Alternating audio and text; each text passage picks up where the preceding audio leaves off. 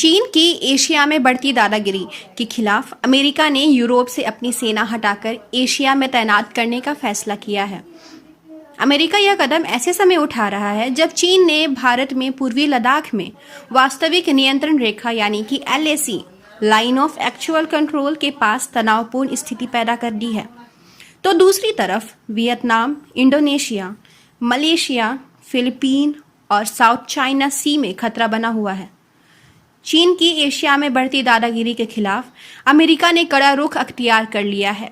America ने Europe से अपनी सेना हटाकर एशिया में तैनात करने का फैसला किया है। इसकी शुरुआत वो जर्मनी से करने जा रहा है। माना जा रहा है अमेरिका जर्मनी में तैनात 52,000 अमेरिकी सैनिकों में से 4,500 सैनिकों को एशिया में तैनात करेगा।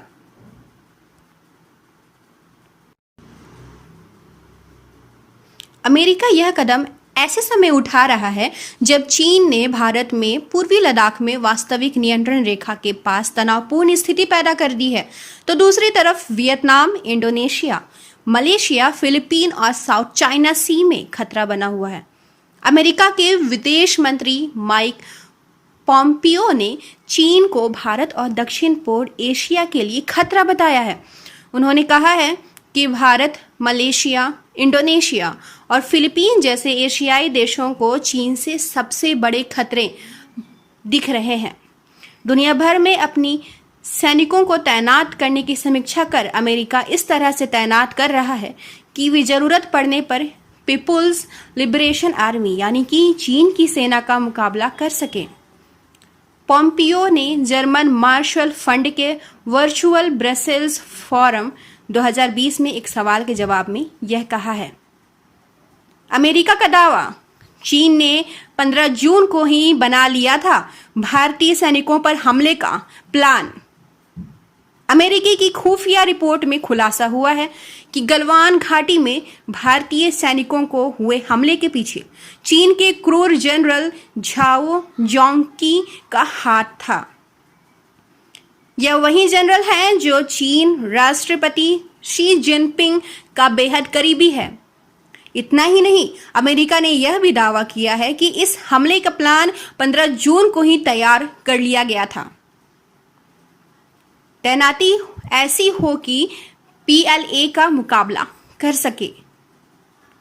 पोम्पियो ने कहा है कि हम तय करेंगे कि हमारी तैनाती ऐसी हो कि PLA का मुकाबला किया जा सके। हमें लगता है कि यह हमारे समय की यह चुनौती है और हम सुनिश्चित करेंगे कि हमारे पास उससे निपटने के लिए सभी संसाधन उचित जगह पर उपलब्ध हों। उन्होंने कहा है कि राष्ट्रपति डोनाल्ड ट्रंप के निर्देश पर सैनिकों की तैनाती करने की समीक्षा की जा रही है और इस योजना के तहत अमेरिका जर्मनी में अपने सैनिकों की संख्या करीब 52,000 से हटाकर 25,000 कर रहा है। पोम्पियो ने कहा है कि सैनिकों की तैनाती जर्मनी स्थिति की वास्तविकता के आधार पर की जाएगी। उन्होंने कहा है कि कुछ जगहों पर अमेरिकी संसाधन कम रहेंगे, कुछ अन्य जगह भी होंगे, जैसे अभी चीनी कम्युनिस्ट पार्टी से खतरे की बात कही जा रही है। इसीलिए अब भारत को खतरा, वियतनाम को खतरा, मलेशिया, इंडोनेशिया को खतरा, दक्षिण चीन सागर की चुनौतियां हैं। अमेरिका ने खतरे को देखा है और समझा है कि साइबर इंटेलिजेंस और मिलिट्री जैसे संसाधनों को कैसे बांटा जाए। अमेरिका के USS थियोडोर रूजवेल्ट और USS निमित्ज स्ट्राइक ग्रुप ने इंटरनेशनल वाटर पर ऑपरेशन शुरू कर दिया है और करीब से 2 कैरियर स्ट्राइक ग्रुप्स के ऑपरेटर करने की क्षमता का प्रदर्शन किया। वहीं एक और carrier strike group USS Ronald Reagan Philippine sea में तैनात था।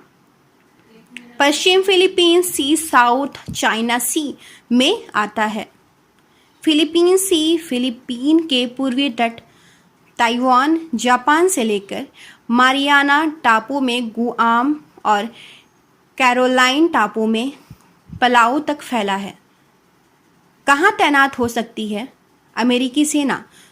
सूत्रों की माने तो अमेरिका हिंद महासागर स्थित सैन्य ठिकाने डियोगाशिया पर पहली बार में 9,500 सैनिकों को तैनात करेगा।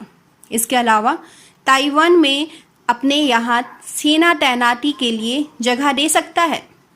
बता दें कि अमेरिका के सैन्य ठिकाने जापान, दक्षिण कोरिया, डियो गार्शिया और फिलीपींस में है।